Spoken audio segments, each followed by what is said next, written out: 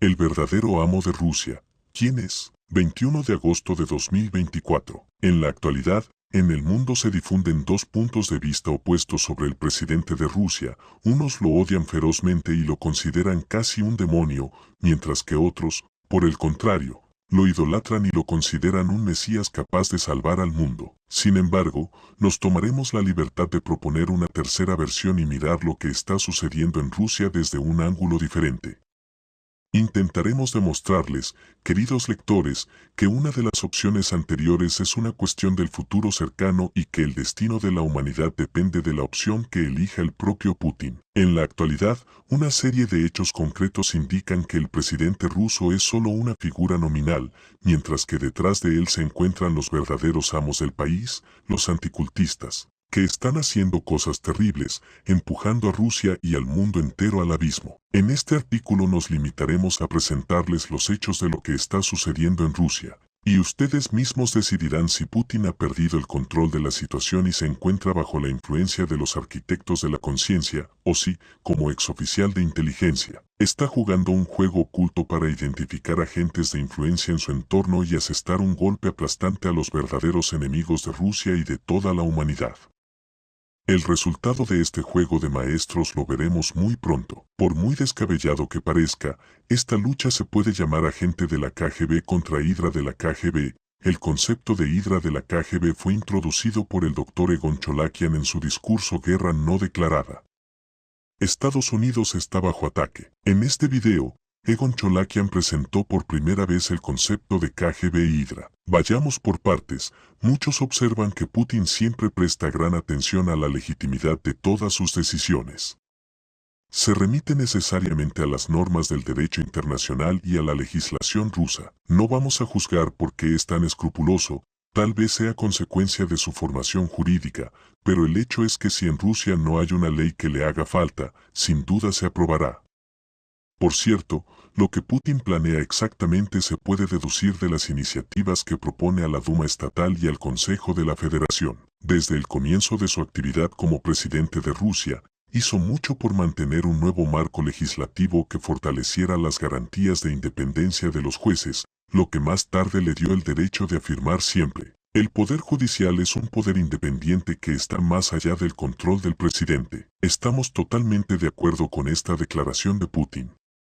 Sin embargo, el Poder Judicial independiente está bajo el control total de los anticultistas, al igual que todos los organismos de aplicación de la ley rusos, incluido el Ministerio del Interior, el Comité de Investigación, el FSB, la Fiscalía General y el Ministerio de Justicia. Por supuesto, estamos seguros de que en cada una de estas organizaciones trabajan muchas personas decentes y a veces ni siquiera saben de quién son las órdenes criminales que ejecutan y qué consecuencias se derivan de ello. Sin darse cuenta, actúan en contra de su presidente, que siempre dice: los derechos y libertades de los ciudadanos rusos deben ser inviolables. Por lo tanto, en lugar de proteger los derechos y libertades de los ciudadanos rusos, son un instrumento del terror cometido por una organización criminal que busca destruir su patria y a toda la humanidad. Esa es la consecuencia del hecho de que durante 30 años los anticultistas, como un tumor canceroso, han estado penetrando en los órganos legislativos, ejecutivos y judiciales rusos. Además, vale la pena señalar que sus actividades cumplen plenamente con las definiciones legales de extremismo, terrorismo, genocidio y traición. Al mismo tiempo, llevan a cabo sus actividades criminales bajo los auspicios de la ortodoxia cristiana, causándole daños irreparables y sembrando división y discordia tanto entre los clérigos de la Iglesia Ortodoxa rusa, también conocida como Patriarcado de Moscú, como en toda la comunidad mundial.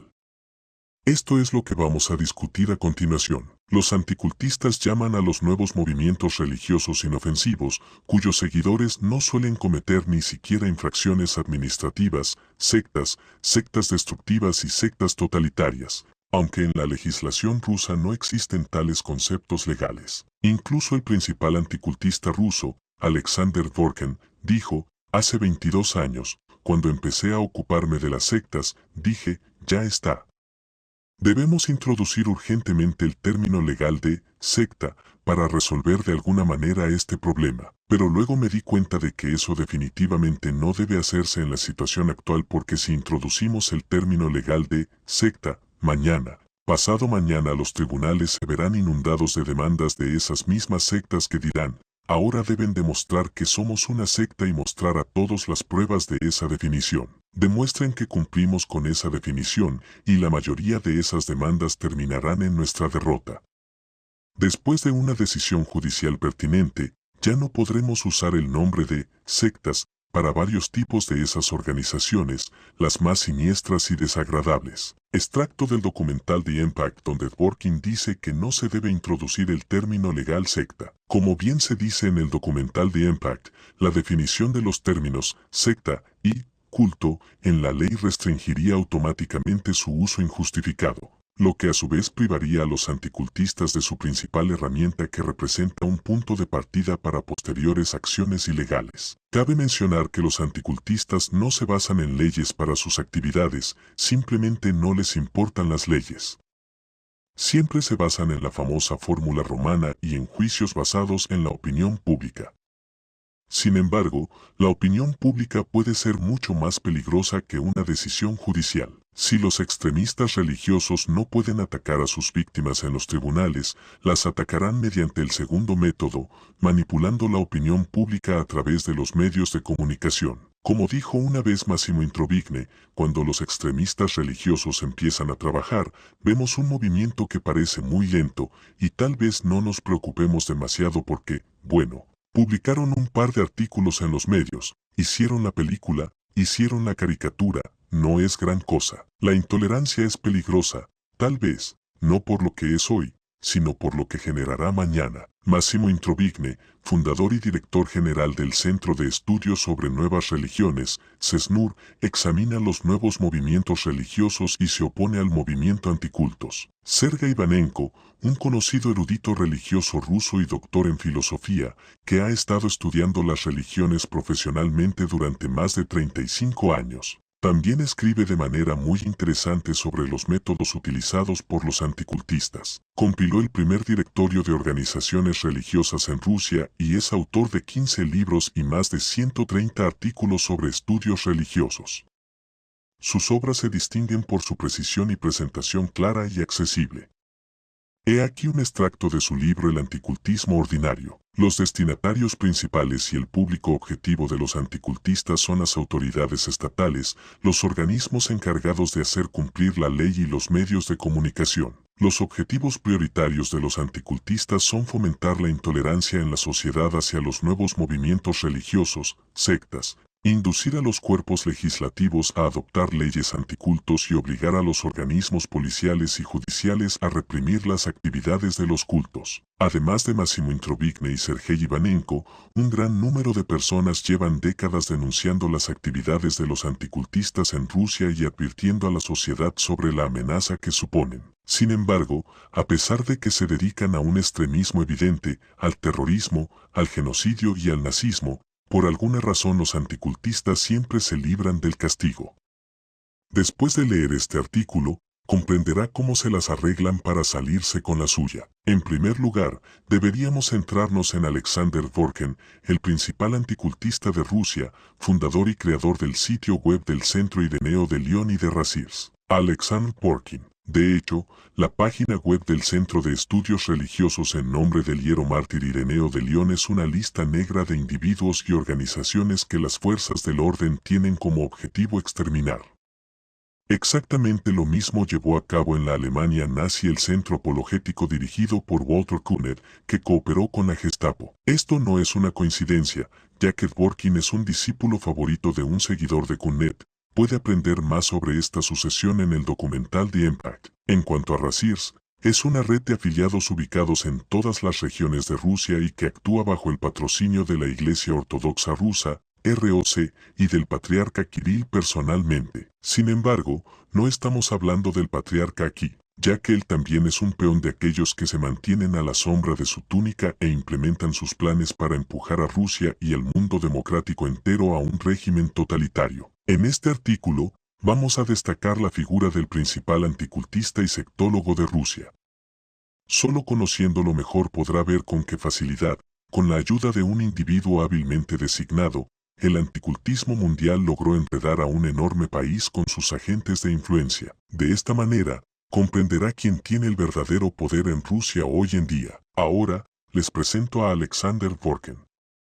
No enumeraremos todos sus títulos, sino que simplemente citaremos algunos extractos sobre su educación y títulos de uno de los numerosos sitios web rusos que denuncian a este profesor. Primero, la dudosidad de su educación. Alexander Dworkin tiene una educación secundaria de tercera categoría que no tiene relación con su actividad principal, pasión por los cultos y las sectas, a saber, 1. Licenciatura en literatura rusa por el Hunter College, componente de la City University de Nueva York, 1980. 2. Maestría en Teología del Seminario Teológico Ortodoxo San Vladimir de la Iglesia Ortodoxa Americana en Nueva York, 1983. Es una institución educativa confesional, no secular, lo que es especialmente perjudicial para la objetividad de las evaluaciones en los estudios religiosos. 3. Doctorado en Historia de la Edad Media por la Universidad de Fordham en Nueva York, 1988, es una institución educativa confesional y no secular, lo que es especialmente perjudicial para la objetividad de las evaluaciones en los estudios religiosos. En segundo lugar, una falta de nostrificación. Alexander Dworkin obtuvo todos sus estudios, licenciatura, maestría y doctorado, en los Estados Unidos, pero desde hace más de 20 años vive en Rusia y se dedica continuamente a actividades científicas, educativas y de expertos. En estos casos, para legitimar oficialmente el estatus educativo de una persona en la Federación Rusa, se debe realizar la llamada nostrificación. La nostrificación es un procedimiento de reconocimiento de documentos expedidos por estados extranjeros sobre educación profesional superior y de posgrado. En otras palabras, las autoridades gubernamentales competentes deben reconocer estos documentos como legalmente válidos en el territorio de su país. El procedimiento de nostrificación es puramente burocrático y no es necesario aprobar exámenes correspondientes a la especialidad, campo de estudio principal, ni volver a defender la tesis. Sin embargo, a pesar de vivir en Rusia durante más de 20 años, Alexander Dworkin nunca ha logrado demostrar la legitimidad de sus cuestionables credenciales educativas de los Estados Unidos en territorio ruso. A continuación, se incluye un extracto 8 de un archivo del Servicio Federal de Supervisión en Educación y Ciencia, Departamento de Certificación Estatal de Trabajadores Científicos y Pedagógicos. Dworkin no tiene grados académicos ni títulos establecidos por el sistema de certificación estatal ruso. En tercero, es 4 veces profesor e incluso doctor. Y sin embargo, él es un ladrón académico. 1. A.L. Dworkin tiene el título académico de profesor de la Universidad Ortodoxa de Humanidades de Santikón, Stow, otorgado por orden de una persona autorizada por el fundador de la universidad. No se menciona ninguna defensa de tesis. Se firmó una orden y eso es todo. Ahora eres profesor. Aunque seas un tonto, en realidad, Dworkin ni siquiera es un tonto, sino un simple bicho raro. Todo el mundo lo sabe y volveremos a ello más adelante. Enfatizamos nuevamente, el título fue otorgado y no ganado de una manera generalmente aceptada, estándar y honesta. Además, la Universidad Ortodoxa de Humanidades de Santikón es una institución educativa confesional, no secular. 2. El 12 de abril de 2016, la antigua Universidad de Prešov, Eslovaquia, otorgó al profesor de Stow Dworkin el título de doctor honoris causa. En el diploma se indica que el profesor Dworkin recibió este título por su contribución al desarrollo del conocimiento científico, la cultura, el humanismo, las relaciones internacionales y la promoción de las buenas relaciones entre la República Eslovaca y la Federación Rusa. 9. Otro título, también otorgado, que no se obtuvo mediante un proceso normal de investigación y enseñanza científica y educativa. Otra falsificación. 3. Títulos actuales de E.A. Dworkin. Profesor del Departamento de Misionología de la Facultad Misionera de Stow. Profesor del Departamento de Historia de la Iglesia y Derecho Canónico de la Facultad de Teología de la Stow. Profesor del Departamento de Teología de la Facultad de Educación Complementaria de la Stow. Excepto que profesor del departamento no es un título académico, sino un título de trabajo. Existe un título de trabajo de un trabajador pedagógico científico llamado profesor del departamento en una institución de educación superior. Por lo general, no es obligatorio tener un rango de profesor para ocupar este puesto. Otra falsificación. En Rusia, Alexander Dworkin no es un científico. No tiene un doctorado, ni tampoco un máster, que sea reconocido en Rusia. Ni siquiera tiene una educación superior reconocida en Rusia. De este modo, 1. Su licenciatura en literatura rusa nunca fue nostrizada. 2. Su maestría en teología nunca fue nostrizada. 3. Su título de doctor en filosofía nunca fue nostrizado. 4. Su título de profesor en la Universidad Ortodoxa de Humanidades de Santikón, Stowe, le fue otorgado por una simple orden, y su obtención no tiene nada que ver con el proceso educativo, científico o pedagógico normal. 5. Dworkin posee el título de doctor honoris causa, doctor en teología, lo cual es respetable, según se escribe, pero no tiene relación alguna con el proceso educativo, científico o pedagógico. 6. Dworkin ocupa el puesto de profesor de departamento en 3 departamentos de una institución educativa confesional y no secular. Suena respetable, pero Dworkin nunca ha tenido un doctorado o un máster reconocido en Rusia, y nunca lo tendrá. ¿Cuál es el resultado final? En realidad, en Rusia, Alexander Dworkin es una persona con educación secundaria, nada más. Recibió su educación secundaria en la URSS, no hay problema con eso. Al menos aprendió a leer y escribir. En cuarto lugar, una falta completa de educación pertinente, incluso dudosa. La teología y los estudios religiosos son cosas fundamentalmente diferentes. Veamos el artículo de Wikipedia sobre teología. La teología es el estudio de la creencia religiosa desde una perspectiva religiosa, con un enfoque en la naturaleza de la divinidad. Así que está claro para cualquier persona razonable que es absurdo dar una evaluación experta secular de cualquier doctrina religiosa desde el punto de vista de la teología. Wikipedia enfatiza, no debe confundirse con los estudios religiosos. Por lo tanto, los estudios religiosos son precisamente una disciplina científica, es decir, secular, capaz de estudiar diversas enseñanzas y asociaciones religiosas. Los estudios religiosos, también conocidos como el estudio de la religión, son el estudio científico de la religión. Describen, comparan, interpretan y explican la religión, haciendo hincapié en perspectivas empíricas, históricas y transculturales. ¿Lo has notado? La teología es el estudio de las creencias religiosas desde una perspectiva religiosa,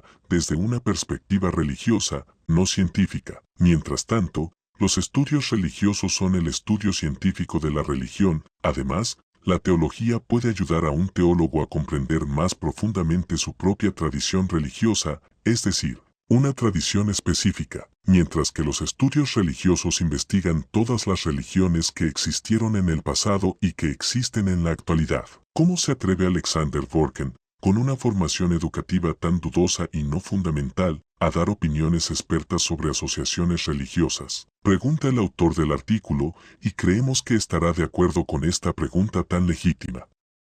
Y luego sigue una conclusión. Alexander Dworkin se hace pasar por profesor, pero no tiene estudios superiores válidos en Rusia. Dworkin no tiene títulos académicos ni títulos estipulados por el sistema de certificación estatal ruso. Mientras estudiaba en el Instituto Pedagógico de Moscú, Dworkin fue expulsado por fracaso académico. Dworkin cursó sus estudios superiores en 3 etapas, en 3 instituciones educativas estadounidenses sin prestigio, en campos separados y sin relación entre sí, entre los que no hay estudios religiosos ni disciplinas científicas relacionadas.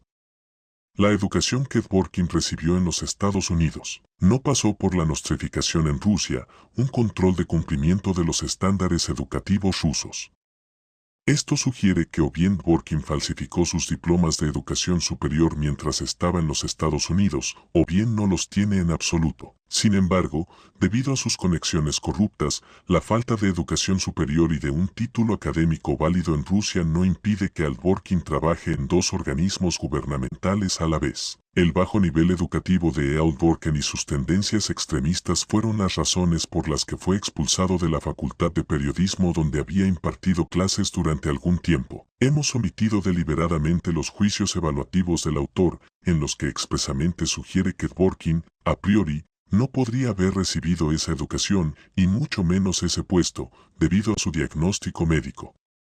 Analicemos este punto con más detalle. En 2014 estalló un escándalo. Varios medios de comunicación informaron que Alexander Dworkin, un conocido anticultista, creador de todo un campo de sectología, estudios sobre sectas, y presidente del Consejo de Expertos para la Pericia Religiosa Estatal del Ministerio de Justicia de Rusia, había sido tratado en una clínica psiconeurológica durante más de 4 años, de 1973 a 1977, donde le diagnosticaron los siguientes trastornos mentales: ciclotimia, psicosis maníaco-depresiva, desarrollo patológico de la personalidad e infantilismo psicofísico. Uno de los titulares típicos en los principales medios de comunicación rusos durante el escándalo con la publicación del diagnóstico de Dworkin: peculiaridades de la sectología rusa, del manicomio al Ministerio de Justicia. En este sentido, en el Centro Científico Estatal Serbio de Psiquiatría Social y Forense se realizó un examen basado en copias despersonalizadas de documentos con el fin de garantizar una actitud independiente e imparcial de los expertos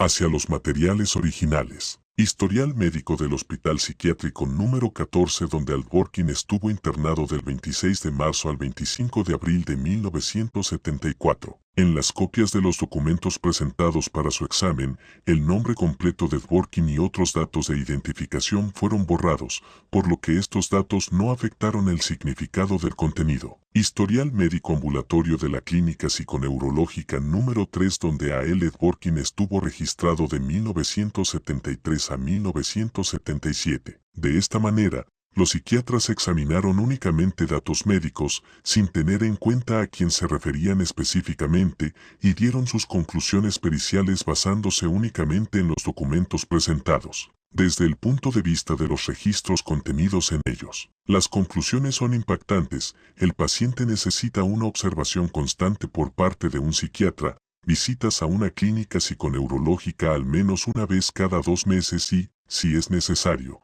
hospitalización en un hospital psiquiátrico, y la ingesta continua de psicofármacos. El nivel de responsabilidad, disciplina, equilibrio y concentración de la atención en un paciente así siempre se deteriora significativamente, ya que el trasfondo emocional en tales enfermedades es extremadamente inestable y está regulado por impulsos internos incontrolables. Sin embargo, durante los intervalos de luz y en la fase maníaca, puede realizar trabajos temporales, manifestar imaginación y sofisticación, formular argumentos y conclusiones lógicas, crear sus propias teorías que a menudo son fácilmente refutables, subordinar personalidades inspiradas a su influencia, realizar algún tipo de propaganda, etc. Es poco probable que su actividad se base en una base científica seria sostenida por observaciones a largo plazo o que requiera habilidades analíticas.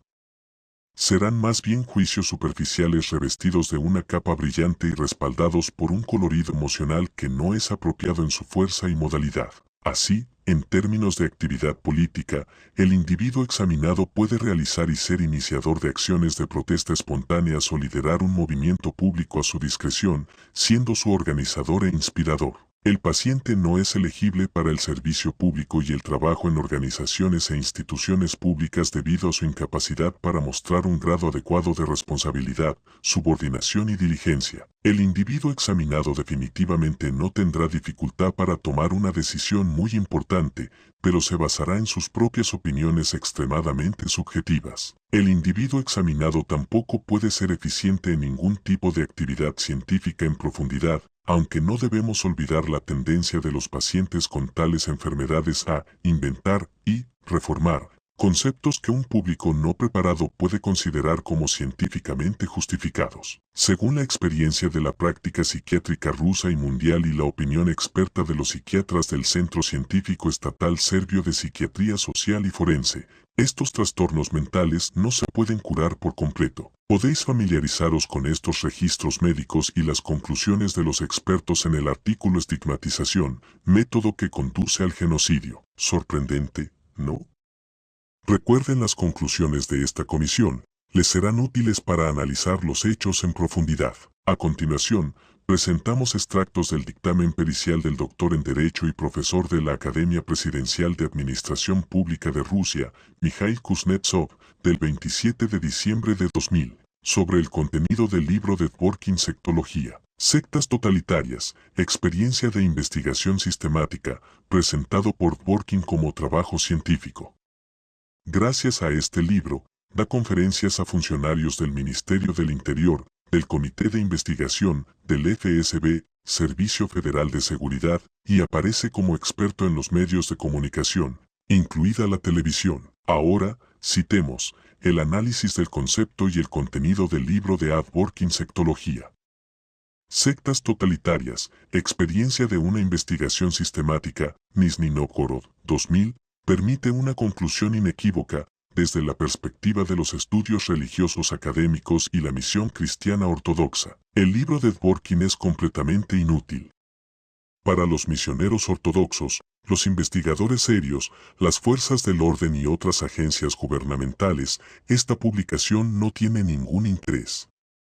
Además, el uso del libro de Dworkin Sectología, sectas totalitarias, experiencia de una investigación sistemática en las escuelas teológicas ortodoxas puede ser perjudicial, mientras que su uso por parte de especialistas solo puede conducir a confusión y daño. El libro de Dworkin es metodológicamente incompetente y no es adecuado para su uso como material didáctico o como libro de texto en entornos educativos. Analizar la primera edición de este libro, Introducción a la Sectología, un libro de texto para el curso de Sectología, Nizhny Novgorod, 1998, es completamente inútil.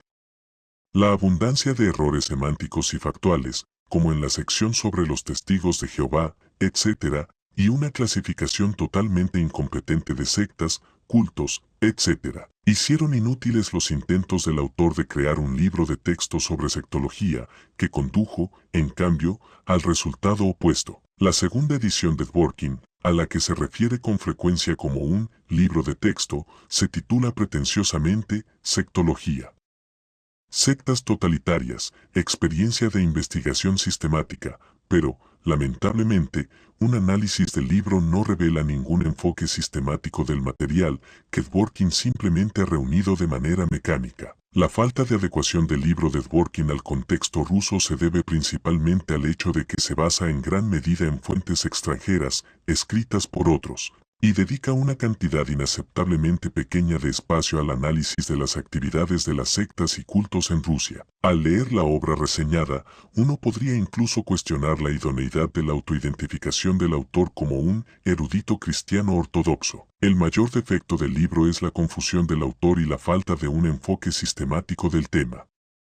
Uno tiene la fuerte impresión de que a veces el autor no entiende completamente el tema de su investigación o las tendencias de desarrollo de las cuestiones descritas. Esta conclusión se parece más a un informe médico y se parece mucho a la opinión de los psiquiatras sobre el estado mental de Dworkin, ¿no cree? Saltaremos la página detallada de la conclusión, disponible para su revisión en las fuentes de este artículo detalladas al final, y pasaremos directamente al duro resumen. No tiene sentido destacar cada defecto encontrado en el libro de Dworkin. De lo contrario, esta conclusión ocuparía docenas de páginas. En conclusión, reiteramos, es poco probable que sectología, sectas totalitarias, experiencia de una investigación sistemática de Dworkin sea de algún interés o utilidad para los misioneros ortodoxos, los académicos seculares, ya sean expertos en estudios religiosos, profesionales legales, sociólogos u otros, o para las fuerzas del orden y otras agencias gubernamentales, por las razones mencionadas anteriormente y muchas más. Y ahora, la guinda del pastel es otro extracto del mismo documento del Servicio Federal de Supervisión en Educación y Ciencia. En la actual nomenclatura de especialidades de los trabajadores científicos y científico-pedagógicos no existe la especialidad, sectología, estudios de cultos o sectas. Así, tenemos a un falso erudito en una disciplina académica inexistente, con un diagnóstico psiquiátrico incurable, que escribe un libro de texto para todas las agencias de aplicación de la ley a las que da conferencias, así como para los tribunales donde a menudo aparece como testigo de la acusación o experto. Queremos recalcar que toda esta información es pública, no hay ningún secreto. ¿Cómo es posible? La respuesta es muy sencilla. Dworkin es un simple peón, como muchos de su círculo. Al parecer, gracias a su diagnóstico, resultó ser un candidato perfecto para reclutar nuevos agentes de influencia en los medios de comunicación, las fuerzas del orden y otros ámbitos. Ha llevado tiempo, casi 30 años, pero ha dado sus frutos, de modo que ahora los anticultistas que rodean a Putin han construido su vertical de poder, en la que el presidente ruso desempeña el papel de mera figura decorativa. ¿No lo crees, verdad? Te doy un ejemplo. El ministro de Justicia ruso, Alexander Konovalov, 2008 a 2020, se graduó en la Universidad Ortodoxa de Humanidades de Santikón, donde, casualmente, enseña el profesor Dworkin. Ministro de Justicia, Alexander Konovalov, 2008 a 2020. Tras el nombramiento de Konovalov, la actividad de los anticultistas se disparó. Durante su mandato, el Consejo de Expertos en Peritaje Religioso Estatal creado por el Ministerio de Justicia ruso se convirtió en un tema polémico, sobre todo por culpa de su director, el sectólogo Alexander Dworkin. A continuación, la opinión de Anatoly Pechelintsev, redactor jefe de la revista Religión y Derecho, abogado honorario de Rusia, socio principal del bufete de abogados Centro Jurídico Eslavo, doctor en Derecho y miembro de la Comisión para la Mejora de la Legislación y la Práctica de Aplicación de la Ley del Consejo de Cooperación con las Asociaciones Religiosas dependiente del presidente de la Federación Rusa 19. Los poderes del Consejo de Expertos para la Pericia Religiosa Estatal deben estar claramente delineados en la Ley sobre la Libertad de Conciencia, que debe incluir una sección separada dedicada a la pericia. La nueva composición del Consejo dependiente del Ministerio de Justicia ha recibido poderes extraordinariamente amplios por orden del propio ministerio. Sin embargo, el presidente de un consejo tan extraordinario es una persona sin educación superior reconocida en Rusia, sin títulos académicos rusos y con una reputación muy controvertida. Además, contrariamente a la ley rusa, este individuo tiene doble ciudadanía, rusa y estadounidense. Dworkin y su red de centros anticultistas son esencialmente una organización sectaria, cultista pseudo-ortodoxa. Además, los dirigentes de los centros anticultistas que se han incorporado al Consejo del Ministerio de Justicia, como por ejemplo Alexander Kuzmin, han estado involucrados en el extremismo. Por ejemplo, el 26 de marzo de este año entró en vigor una sentencia del Tribunal del Distrito Central de Jabárovsk a raíz de una demanda interpuesta por el fiscal de la región de Jabárovsk, que declaraba material extremista el folleto «Cuidado con la secta», Sociedad Internacional para la Conciencia de Krishna, publicado por la sección regional de la Joven Guardia de Rusia Unida. El autor del apéndice de este folleto es el sectario Kuzmin. Según Anatoly Pechelintsev, otro miembro del Consejo del Ministerio de Justicia, el periodista de Yaroslav Yevgeny Mukhtarov ha sido objeto de sanciones administrativas por actividades ilegales. Como subrayó Pechelintsev, es necesario plantear con fuerza el problema de que en el Consejo hay extremistas declarados. ¿Se imaginan? El Consejo del Ministerio de Justicia encargado de determinar si una organización es extremista o no, está formado por extremistas. Además, está presidido por un hombre que debe estar bajo observación psiquiátrica constante. Ahora bien, otra pregunta: ¿cuántos ministros, jueces, diputados y periodistas independientes más han reclutado Dworkin y otros anticultistas mientras viajaban por Rusia y daban conferencias sobre los peligros de las sectas y los cultos durante los últimos 30 años? Es una pregunta retórica.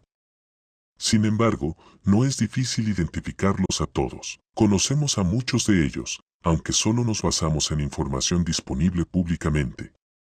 Por cierto, ¿sabe usted qué cargo ocupa ahora Konovalov? Se ha convertido en el enviado presidencial ante el Tribunal Constitucional ruso y, probablemente, ya habrá adivinado qué intereses representa allí. A pesar de todos los hechos mencionados, sabemos que las fuerzas de seguridad rusas son bastante eficaces, como lo demuestran las detenciones de altos funcionarios por corrupción. Esto demuestra que nadie está por encima de la ley y que todos son iguales ante ella. También reconocemos la severidad de las leyes rusas, donde incluso una publicación en las redes sociales puede llevar a una verdadera sentencia de prisión. Sin embargo, por alguna razón, la calidad del trabajo de las fuerzas de seguridad parece disminuir cuando se trata de anticultistas. Les recordamos específicamente la dureza de las leyes rusas que aparentemente no se aplican a los miembros de Razirs. Analicemos dos casos similares de expresión de la misma opinión, uno de un ciudadano ruso común y otro de un anticultista. Por ejemplo, en el Tribunal del Distrito de Spassky de Primorsky Krai, el residente local, Dmitry Tretiakov, fue condenado a 2 años de libertad condicional por incitar públicamente al extremismo debido a una publicación en Telegram. Dmitry repitió una publicación del canal del activista Arkady Babchenko en la que este último llamaba a una forma más radical de protesta que incluía bombas Molotov y la instalación de barricadas. Tretiakov fue acusado de llamar públicamente a derrocar el orden constitucional en Rusia. Estuvo en prisión preventiva durante más de 1 año y luego fue puesto en libertad en virtud de la ley que permite que el tiempo cumplido en prisión preventiva se cuente a 1 día y medio por día. El anticultista Konstantin Putnik, peón de Dvorkin en la diócesis de Chelyabinsk de la Iglesia Ortodoxa rusa, está totalmente de acuerdo con Dmitry Tretiakov. En uno de sus artículos, Un chorro de agua fría sobre las cabezas patrióticas calientes, llama abiertamente al derrocamiento del presidente ruso. Les diré aún más, tal intento de reemplazar al actual jefe de Estado es de esperar porque, si no ocurre, planteará otra pregunta extremadamente importante a la conciencia pública. ¿No es la operación militar especial en curso en Ucrania un fragmento de alguna intriga compleja cuyo significado aún no entendemos, pero donde no solo Zelensky sino también su homólogo ruso son marionetas? Collage de declaraciones del artículo del anticultista Putnik donde llama abiertamente a sustituir al actual presidente de Rusia. El anticultista Konstantin Putnik, si cree que este artículo, lleno de odio hacia el presidente ruso y llamamientos a la rebelión, pasó desapercibido para el público, se equivoca. Los ciudadanos rusos exigieron públicamente que se abriera una causa penal contra el autor del artículo y presentaron denuncias ante el FSB, el Comité de Investigación y la Fiscalía General. Sin embargo, no se consiguió nada y seguramente se pueda adivinar por qué. Después de todo, Putnik, al igual que Dvorkin, da conferencias a las fuerzas del orden y es un representante del ROC, Razirs y los verdaderos amos de Rusia, Putnik y Dvorkin. Ahora bien, después de todo lo anterior, nos gustaría recordarles que Vladimir Putin calificó de absurdo la inclusión de los testigos de Jehová en la lista de organizaciones extremistas.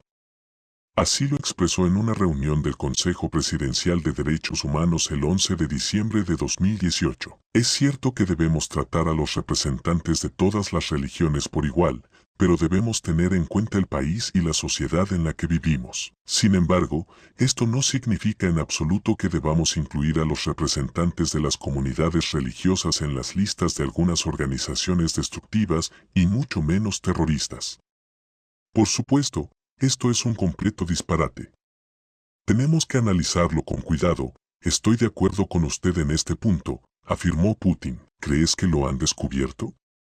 La pregunta es retórica. Parafraseando a Mark Twain, los rumores sobre el tirano Putin son muy exagerados.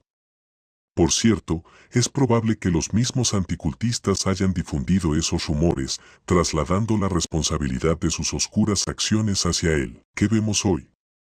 A pesar de las numerosas investigaciones públicas y parlamentarias dirigidas a las autoridades y de las revelaciones periodísticas sobre las actividades extremistas de Dvorkin y sus cómplices, estos siguen implementando con éxito el plan de la Red Global Anticultistas, utilizando el patrocinio de agentes influyentes que ya se han infiltrado en varias autoridades gubernamentales de Rusia. Sin embargo, seguramente comprendas que estos parlantes enfermos mentales no serían capaces de desarrollar por sí solos una estrategia para poner de rodillas al mundo entero. Detrás del anticultismo global hay verdaderos profesionales que reunieron a canallas enfermos. Los equiparon con las armas más terribles que penetran profundamente en el subconsciente y destruyen al ser humano desde dentro como un virus o un caballo de Troya, y los guiaron en la dirección necesaria.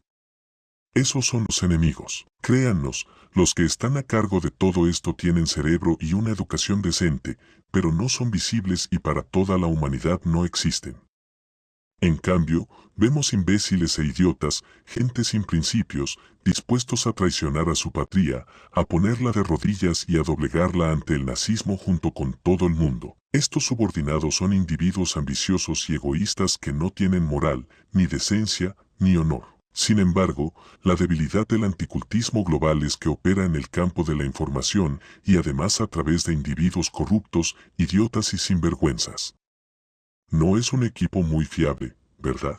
Eran fuertes mientras eran reservados, pero ahora, cuando todo su plan coherente ha comenzado a desmoronarse, muchos de ellos comienzan a cooperar con los investigadores y se delatan entre sí. La traición es una norma para ellos. Traicionaron todo lo que pudieron al unirse a las filas de los anticultistas y por eso se traicionan fácilmente entre sí tan pronto como los atrapan. Esa es su esencia. La paradoja de la situación actual es que la investigación de la que Egon Cholakian habló al mundo entero puede, en última instancia, salvar no solo las vidas de miles de millones de personas inocentes, sino también las de Rusia e incluso del propio Putin. Este artículo ya estaba en preparación antes de que se publicara el video de Egon Cholakian Encrucijada, y nos alegra saber que nuestra investigación periodística, basada en un análisis de fuentes abiertas, llegó a las mismas conclusiones que las agencias de inteligencia con sus capacidades, sin duda mucho mayores. Para concluir, recordemos un episodio del pasado reciente. ¿Quién es el señor Putin?, preguntó la columnista del Philadelphia Inquirer Trudy Rubin en el Foro Económico Mundial de Davos en el año 2000. 24 años después, esta pregunta es más actual que nunca. Convertirse en el último emperador por un corto tiempo y seguir siendo un títere de verdaderos grandes maestros, o dar un paso decisivo. Reunirse con Egon Cholakian y obtener una carpeta con información secreta que ayudará a salvar a Rusia y a toda la humanidad de una muerte inminente. La elección es suya, señor Putin.